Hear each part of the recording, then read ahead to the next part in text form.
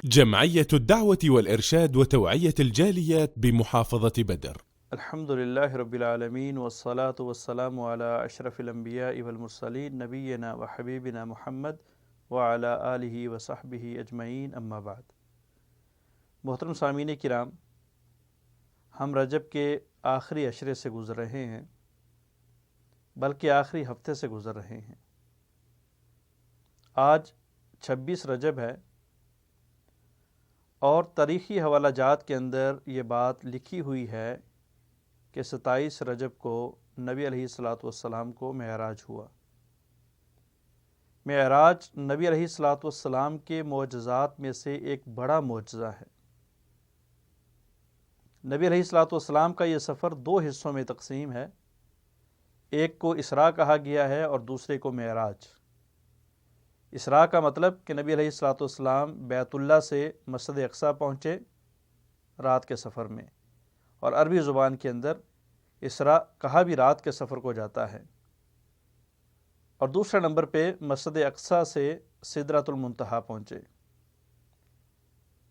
تو رات کے اس مختصر سے دورانیے میں اس سفر کو نبی علیہ الصلاۃ والسلام کا سب سے بڑا معجزہ قرار دیا گیا ہے، اور یہ ایسا واقعہ ہے، ایسا قصہ ہے اور ایسا معجزہ ہے کہ جس کو انسان کی عقل ماننے کے لیے تیار نہیں، انسان کی عقل سے ماوراء ہے۔ اسی لیے بہت سارے منکرین حدیث نے، ملحد لوگوں نے، دین کے انکاری لوگوں نے اس کو ایک افسانہ قرار دیا ہے اور کہا ہے جی اس سے مراد بیت اللہ سے مسجد نبوی آنا ہے، مسجد اقصیٰ سے مراد جو ہے نا وہ مسجد نبوی ہے۔ یہ ہو ہی نہیں سکتا، یہ کیسے ہو گیا؟ انسان کی عقل نہیں مانتی، کیونکہ ان لوگوں کے نزدیک انسان کی عقل مقدم ہے، لیکن مسلمانوں کے نزدیک، مومنوں کے نزدیک عقل شریعت سے پہلے نہیں ہے، بلکہ شریعت پہلے ہے، بعد میں عقل ہے۔ عقل شریعت کے تابع ہے، شریعت عقل کے تابع نہیں ہے۔ حضرت علی رضی اللہ تعالیٰ عنہ کا مشہور و معروف قول ہے کہ اگر دین عقل کے مطابق ہوتا تو پھر عقل یہ کہتی ہے کہ جب انسان جرابوں کے اوپر مسح کرتا ہے، موزوں کے اوپر مسح کرتا ہے تو نیچے سے کیا جائے، کیونکہ گرد و غبار مٹی نیچے لگی ہوتی ہے، لیکن دین نے کہا کہ اوپر سے کرنا ہے، عقل مانے یا نہ مانے مسح اوپر سے کیا جائے گا۔ تو بہرحال پہلی بات تو یہ ہے کہ دین کے معاملات میں ہمیں اپنی عقل کو نہیں دوڑانا، بلکہ جو شریعت نے کہا، جو شریعت میں آیا، جو شریعت میں ہمیں ملا، ہم نے اپنی عقل کو اس کے تابع کر دینا ہے۔ دوسرے نمبر پہ اللہ رب العالمین نے اس خاص واقعے کو اس انداز میں بیان کیا کہ اللہ نے فرمایا سبحان الذی اسریٰ بعبدہ لیلا من المسجد الحرام الی المسجد الاقصی، کہ پاک ہے وہ ذات جس نے اپنے بندے کو اسراء کروایا بیت اللہ سے لے کے مسجد اقصیٰ تک۔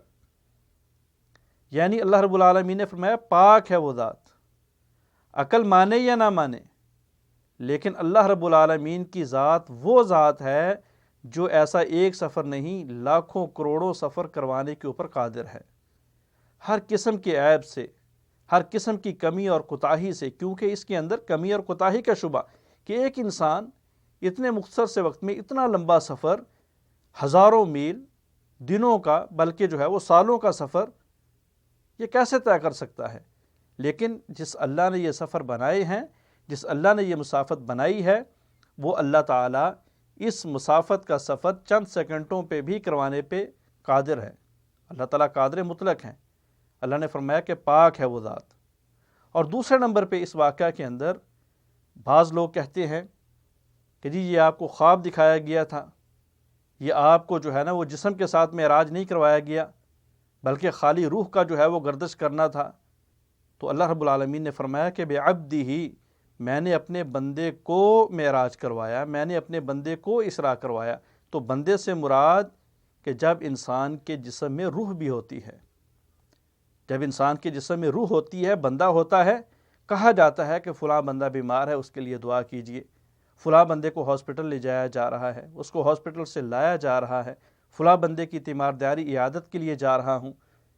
کیوں؟ اس لیے کہ اس کے اندر روح ہوتی ہے۔ جب روح نکل جاتی ہے تو پھر فوراً یہ کہا جاتا ہے کہ میت کو لایا جا رہا ہے، میت کو دفنایا جا رہا ہے، میت کو قبر میں اتارا جا رہا ہے۔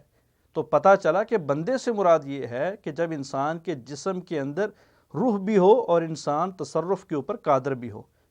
تو نبی علیہ الصلوۃ والسلام کو بیداری کی حالت میں پورے جسم کے ساتھ جو ہے وہ اسراء بھی کروایا گیا اور معراج بھی کروایا گیا، اور یہ نبی علیہ الصلوۃ والسلام کا بہت بڑا معجزہ ہے، سب معجزوں میں سے بڑا معجزہ۔